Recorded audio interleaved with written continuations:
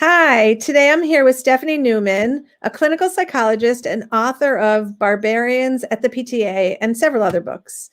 So today we are going to talk about cyberbullying, which there's always a few topics that I think parents are, they're less interested in sharing it. There's like a little bit of embarrassment around some social issues. Yes. And so, often I'll put up so I was interviewing somebody about the struggles during COVID with academics and home learning and all that. And, so many responses about what can we do here? And I asked, does anybody have any questions about cyberbullying or any stories, even if they're not your own? And silence.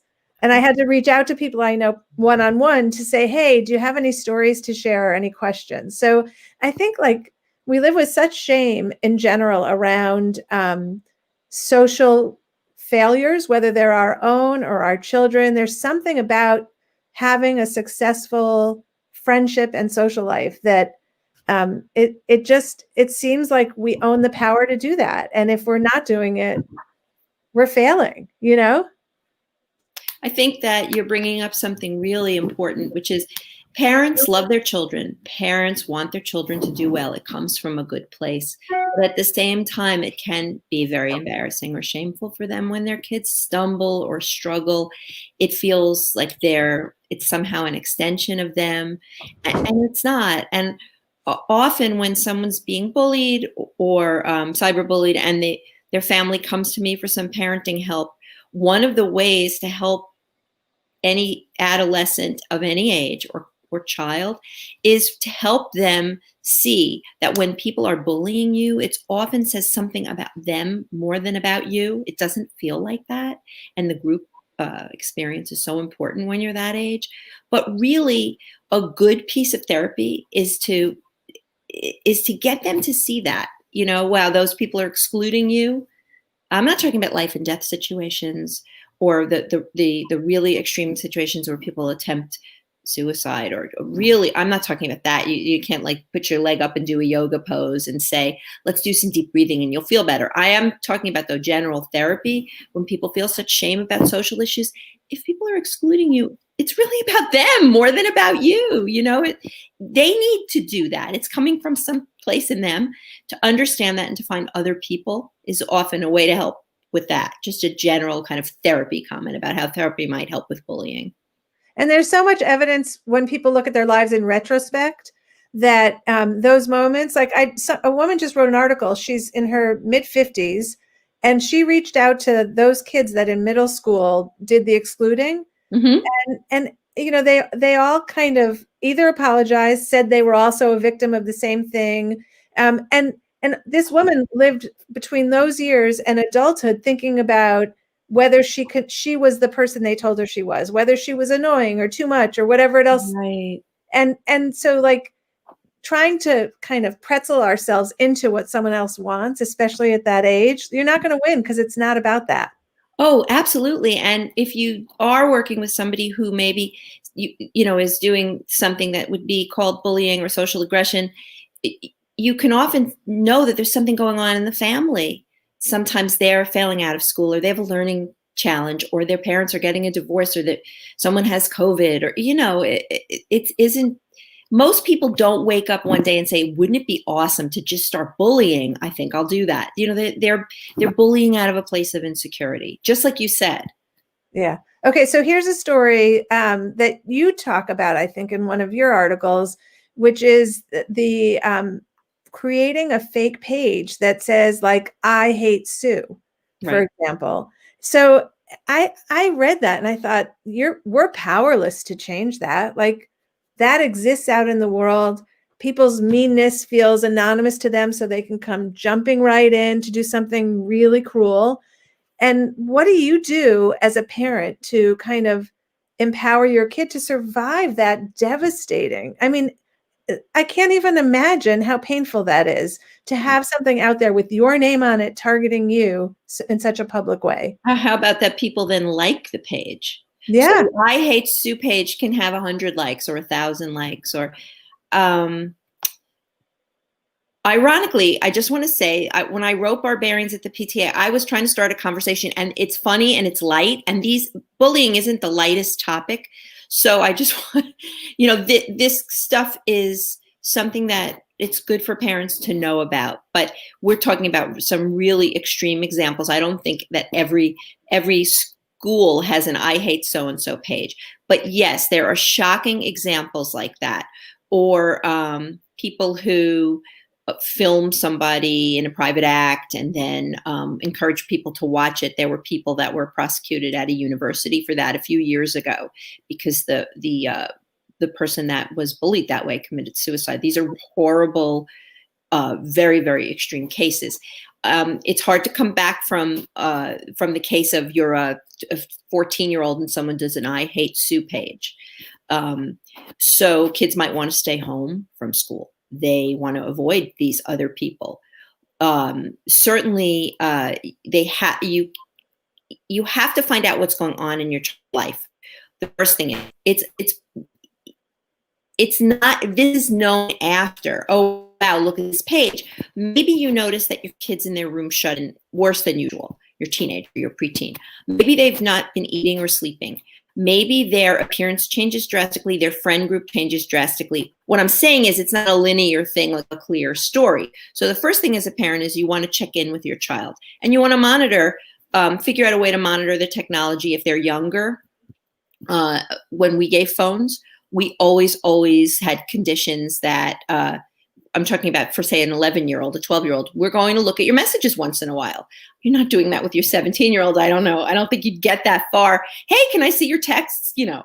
But certainly if you notice a massive change that your child is not attending classes, even online, looks very different, doesn't eat, they have a whole different friend group, you check in and you find out what's going on. That's when you might learn of something like an I hate Suepage. Maybe your child would come to you, look at this awful thing, but not always. So I'm kind of trying to go from the beginning there. Okay, so we unearth that there is something going on, and it feels uncomfortable to us as a parent also. Like, it doesn't feel like our kid wasn't invited to the party. It feels much more dramatic and pernicious. So is there what do we do? Our heads go to, like, my kid could take their own life over this. That's like the worst nightmare. What do we do? Can we make it better for our kid? Well, I would recommend you talk to your kid and you find out as much as you can. You also, one of the worst things you could do is just call the other parent and take it upon yourself. It's first of all, parents don't always react well, and you might make it worse in terms of they may not want to be helpful, or they may say your child did something else, or you first want to make sure that your kid feels like they have a safe environment. And so you talk to them, you get them some help. You certainly could notify the school if it's, in New York State, every state has different laws. I'm not an expert on this by any stretch of the imagination, but there's legislation that's been enacted that in public schools, kids have the right to a learning environment that isn't hostile. So if they're being intimidated, if they're being picked on, bullied, slandered, all these kinds of things about their gender, about their orientation, about anything, then the school will step in. The line is blurry. Again, this isn't a legal program, but what's teasing and what's bullying? And you're talking about the case where it's really bad, and what do you do? So you would get your child some help. You would also go to the school. Schools do intervene. They do massive like an assembly where they talk to the whole school. They get experts in. Sometimes, depending on the state, they can't always they can't always intervene if the bullying is not occurring on school grounds. Sometimes a kid can fight back. I know of a case where somebody actually started an anti-bullying campaign when she was harassed online, and it went sort of, the whole neighborhood knew, and they wrote an article about it, and she kind of got the best of the bullies and turned it around. That's a tough kid, and that's a kid with the parents behind her.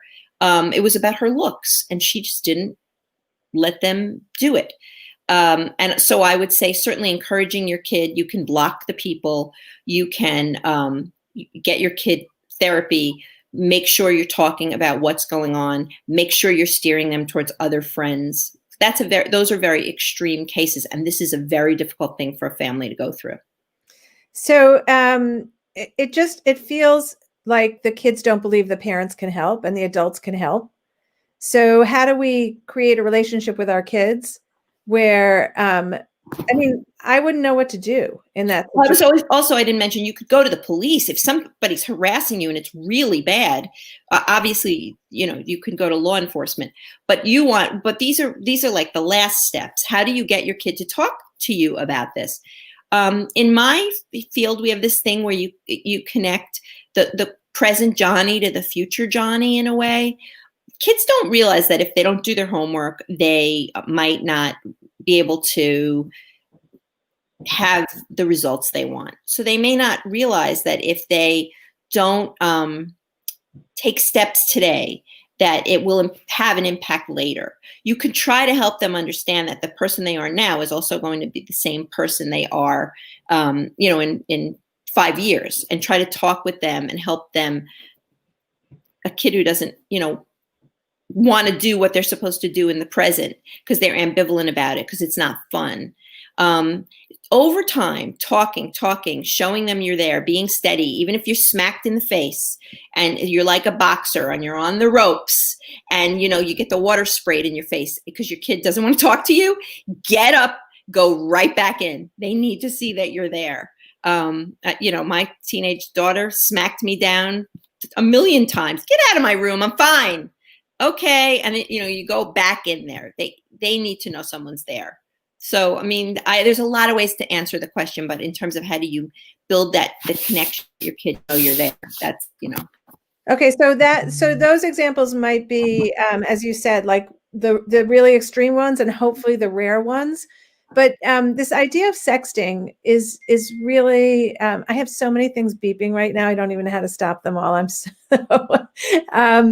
anyway, the idea of convincing our kids, which we know sexting is prevalent, especially in middle school.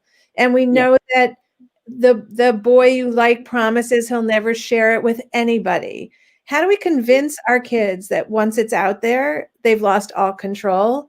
Thank you for making that connection, because that's what I was talking about when I was getting to the present and the future. Mm-hmm. So, what's the girl's name? Allie.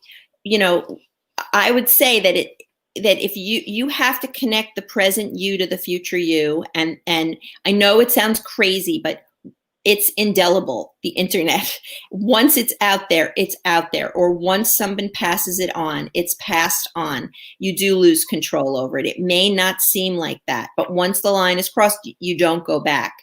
And you may not, in 5 years may not want your picture out there, or you explain it and you monitor. And if you have to, depending on the age of the kid, you can educate them. The school sometimes educates students, when I was saying about a school assembly, but you can educate them. You can show them sanitized versions of some of the news articles so that they see people change schools over things like this. People can't come back from it.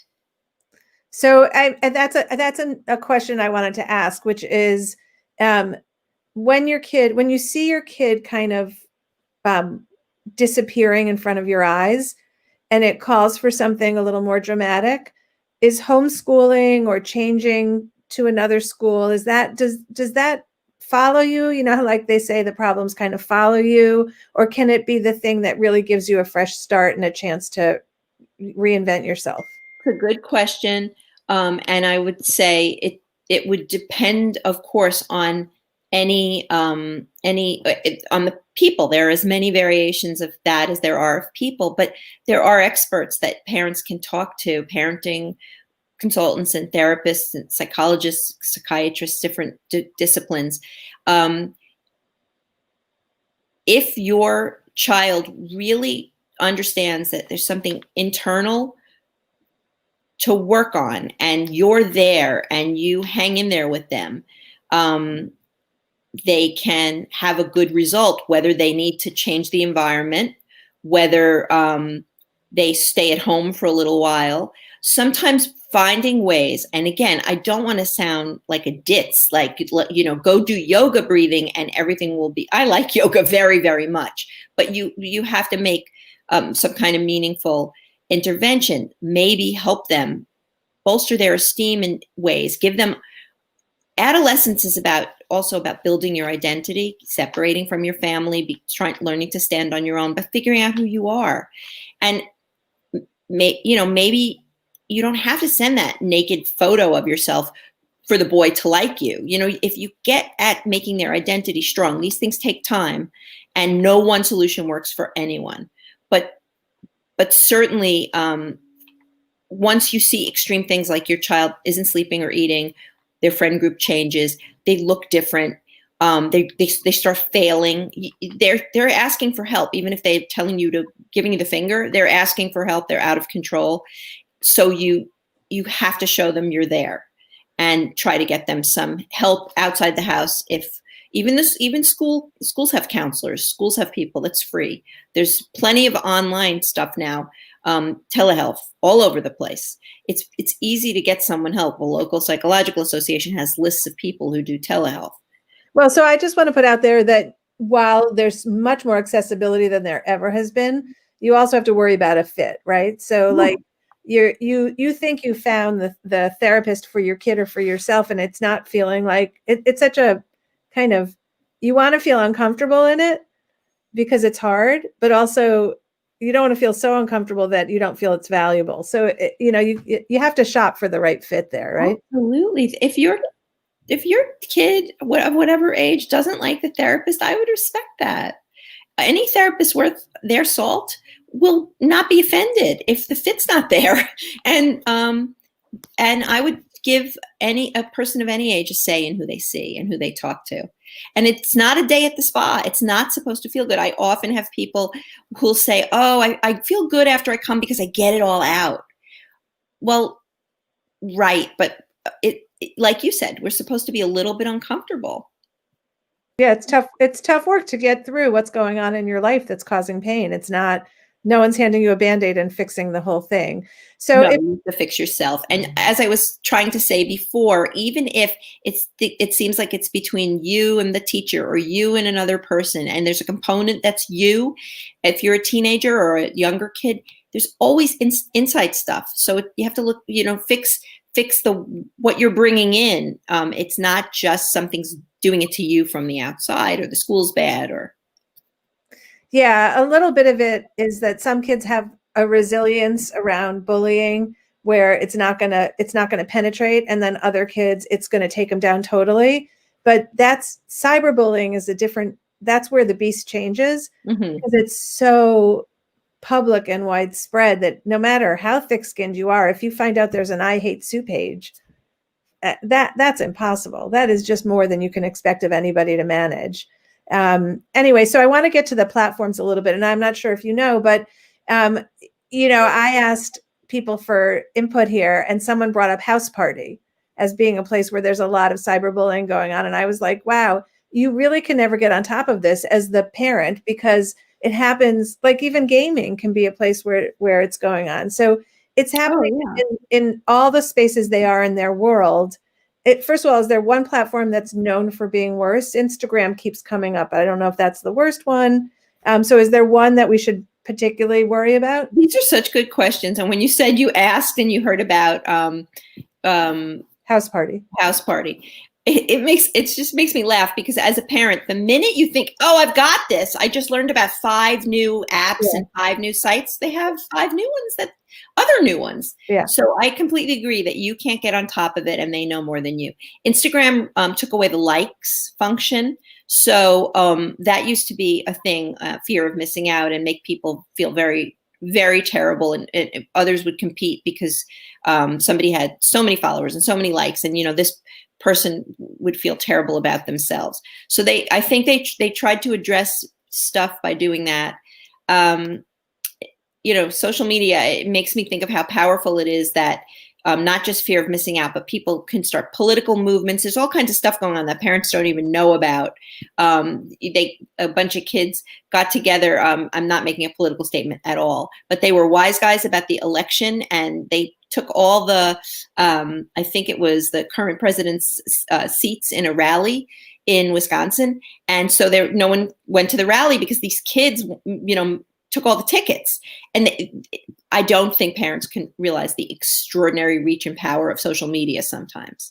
So in terms of which site is the worst, there were group chats. Group ME used to do chats where they post all kinds of things and everybody was on it. But there used to be, certainly house party is a big one because you can be left out of the particular, you could see who's in and you're not invited to their party.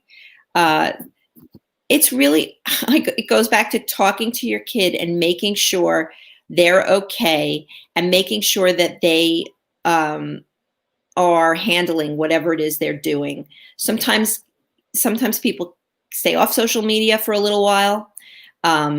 Sometimes parents have to do that. With boys, they do a lot of gaming, and so maybe some aren't invited into the group that's doing the big group.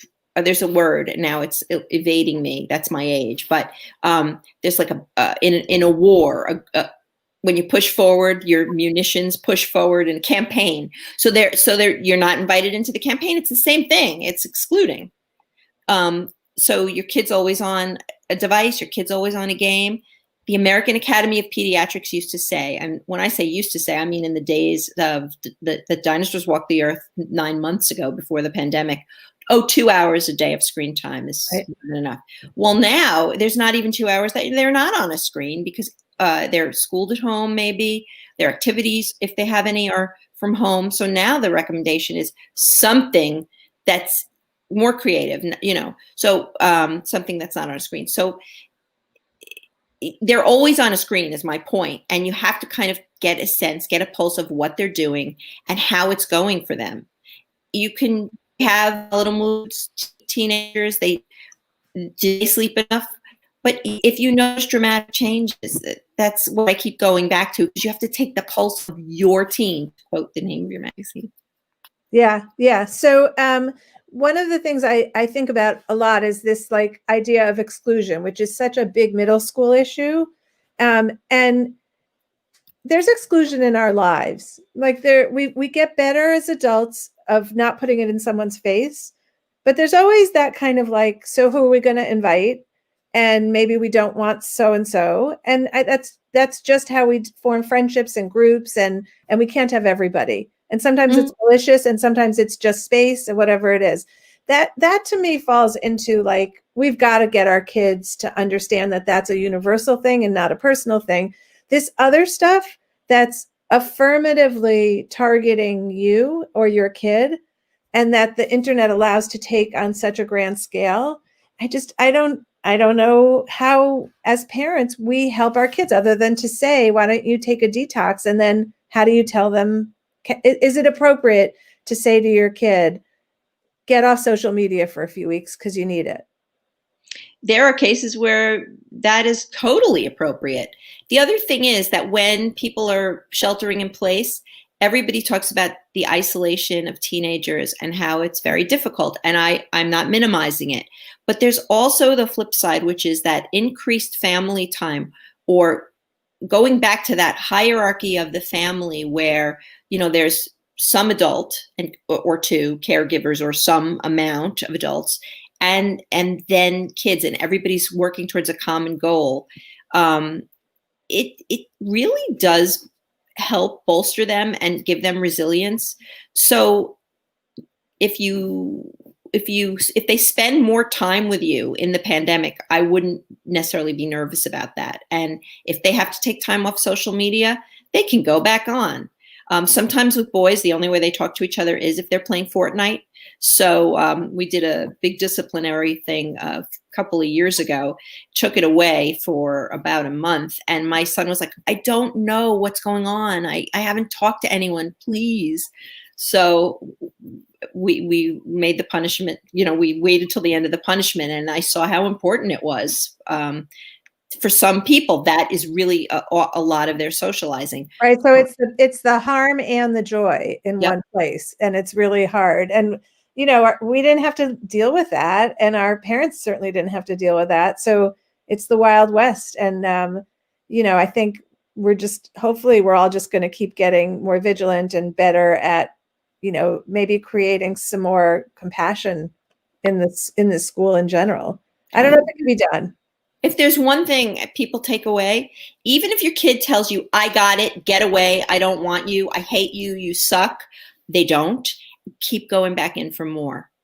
Because as a parent, I'm going back to that boxer thing. You're lying on the floor of the ring. You've been punched. It's the 8th round, or I don't know how many rounds. I hate boxing, but whatever round. When it's your kids. Yes, and they'll spray water, and you get back up and go right back in. So I know it doesn't feel good, but they really need to know someone's there. That is one of the things that helps the most.